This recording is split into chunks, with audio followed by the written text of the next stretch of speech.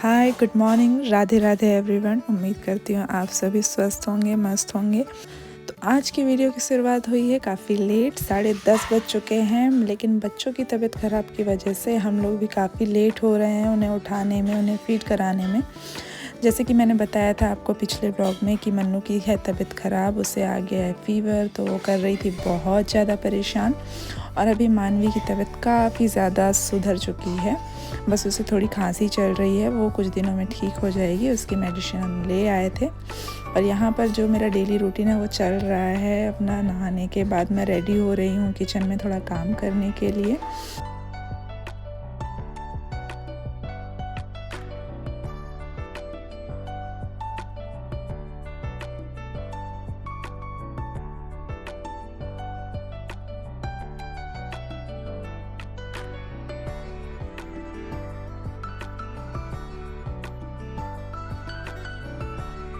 तो यहाँ रोज़ की तरह बच्चे अपने नाना नानी के साथ खेल रहे हैं। मानवी ठीक है, लेकिन मन्नू की तबीयत ख़राब है, इसलिए उसे मम्मी बहुत अच्छे से संभाल रही हैं, उसका ध्यान इधर उधर कर रही हैं कि उसे ज़्यादा परेशानी ना हो। फ़ीवर से बच्चों को बिल्कुल भी अच्छा नहीं लगता है, मैंने देख लिया है कई बार। सभी बच्चे बीमार होते हैं तो काफ़ी सुस्त हो जाते हैं, लेकिन साथ में चिड़चिड़े भी हो जाते हैं। उस समय उनको संभालना काफ़ी ज़्यादा मुश्किल होता है, जो कि मम्मी बहुत अच्छे से कर लेती हैं। दोनों बच्चों को एक साथ संभाल लेती है मम्मी, तो ये मेरे लिए काफ़ी हेल्पफुल हो जाता है।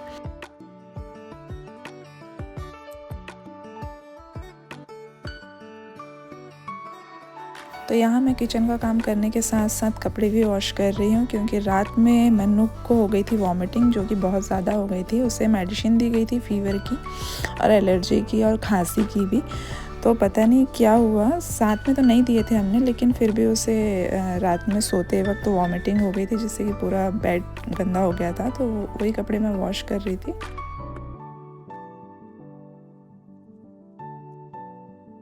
तो यहाँ पर हो गया आफ्टरनून का टाइम। यहाँ पर बच्चे खेल रहे हैं। मानवी पापा के साथ है तो मन्नू मम्मी के पास है। मैं काफ़ी ज़्यादा फ्री हूँ तो मैं बैठी हुई आराम कर रही हूँ थोड़ी देर के लिए, क्योंकि मैं काफ़ी ज़्यादा थक चुकी थी। क्या है, मम्मी पापा अगर बच्चों को संभालते हैं तो बाकी काम मुझे ही करने पड़ते हैं, इस वजह से काफ़ी ज़्यादा थकान हो जाती है। मन्नू को हमने मेडिसिन दिए थे तो उसका फ़ीवर उतर चुका था, तो वो अच्छे से खेल रही थी। यहाँ पर मानवी भी उठ चुकी है, तो मैं भी आ गई हूँ बच्चों को संभालने के लिए, क्योंकि पापा शाम की चाय बना रहे हैं। यहाँ पर शाम के 5:30 बज चुके हैं, जो कि रोज़ का रूटीन है। पापा शाम की चाय खुद बनाते हैं और मॉर्निंग की भी चाय पापा खुद ही बनाते हैं। तो ये हमारे लिए काफ़ी अच्छा होता है कि हमें रोज़ पापा के हाथ की चाय पीने के लिए मिलती है। आज सभी बताइएगा कि आपके घर में आपके पापा सुबह और शाम की चाय बनाते हैं क्या, और कभी कभी भी बनाते होंगे तो ये भी बहुत अच्छी बात है, क्योंकि जो लोग कभी कभी चाय बनाते हैं उनके हाथ की चाय पीने का कुछ अलग ही मज़ा होता है। तो हमारे यहाँ तो रोज़ का रूटीन है कि पापा सुबह और शाम की चाय बनाएंगे, बाकी काम हम देखते हैं।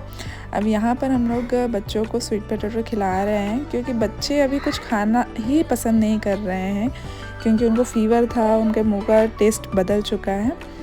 तो बस ट्राई कर रहे हैं कि खा रहे हैं, बट बच्चे तो हैं जो कि नहीं खा रहे हैं। तो फाइनली हमने डिसाइड किया कि हम ही खा लेंगे, इसलिए मम्मी और मैंने फिर जो बचे हुए स्वीट पोटैटो थे वो हमने फिनिश किए।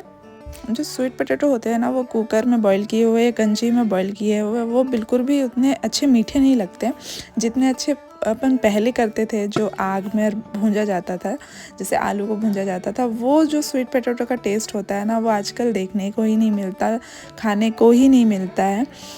शहर में रहो तो यही दिक्कत है कि आप अंगार में जो भी चीज़ आप भून कर खा सकते हैं वो नहीं खा पाते हैं, जो कि सीज़न में मिलता है, इसके बाद भी यही दिक्कत होती है। बट फिर भी स्वीट पोटैटो मीठा था, अच्छा लग रहा था। लेकिन फिर भी जब मैं जितनी बार भी स्वीट पोटैटो खाती हूँ ना, मुझे हर बार वही स्वीट पोटैटो की याद आती है जो मैंने बचपन में खाया था। आप लोग के साथ भी ऐसा होता है क्या? आप मुझे बताइएगा कमेंट करके। यहाँ पर बच्चों को खिलाने की पूरी कोशिश की जा रही है, लेकिन बच्चे बिल्कुल भी नहीं खा रहे हैं, इसलिए मम्मी और मैंने स्वीट पोटैटो खाना बिल्कुल स्टार्ट कर चुके हैं, जो कि अब हम ही फिनिश करेंगे। हमने पापा को भी इन्वॉल्व कर लिया कि आप भी लीजिए, आप भी इसे खाइए और फिनिश कर दीजिए, क्योंकि अगर वो रखा रहेगा तो ख़राब हो जाएगा, अच्छा भी नहीं लगेगा बाद में खाने पे। वो जो गरम गरम है वही अच्छा लगेगा।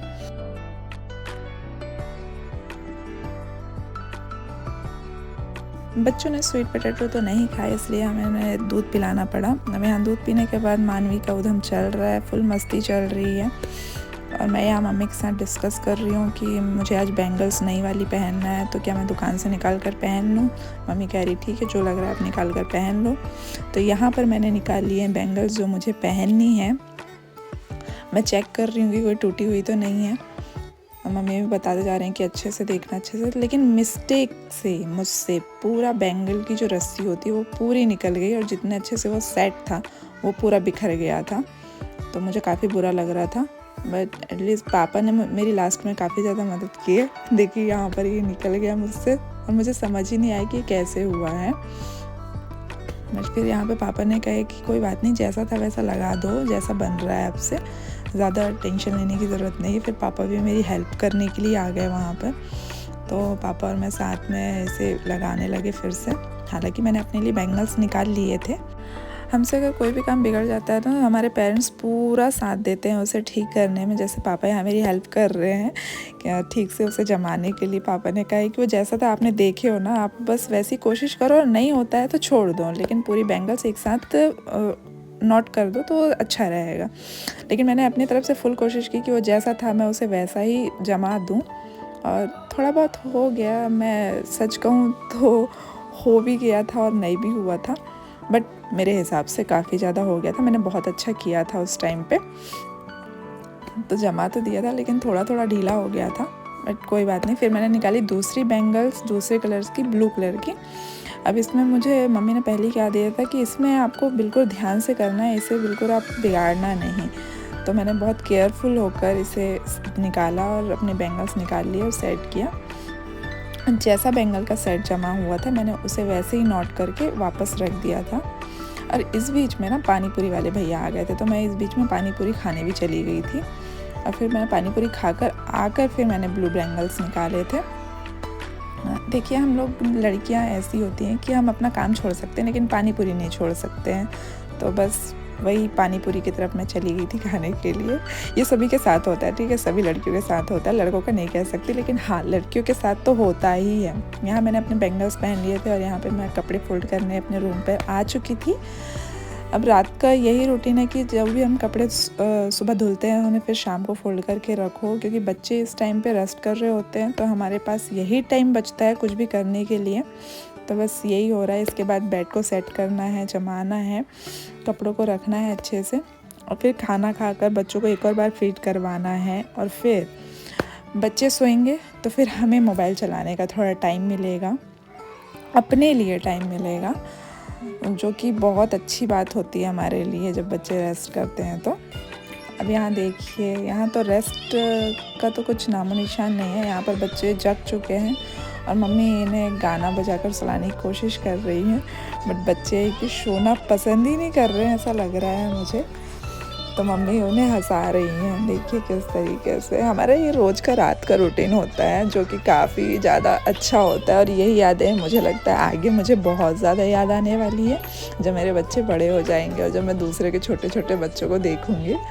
तो मम्मी पापा के साथ भी यही होने वाला है। आप लोग के साथ भी ऐसा होता होगा जिनके बच्चे अब बड़े हो गए हैं, तो पहले की जो यादें हैं वो आपको याद आती होंगी।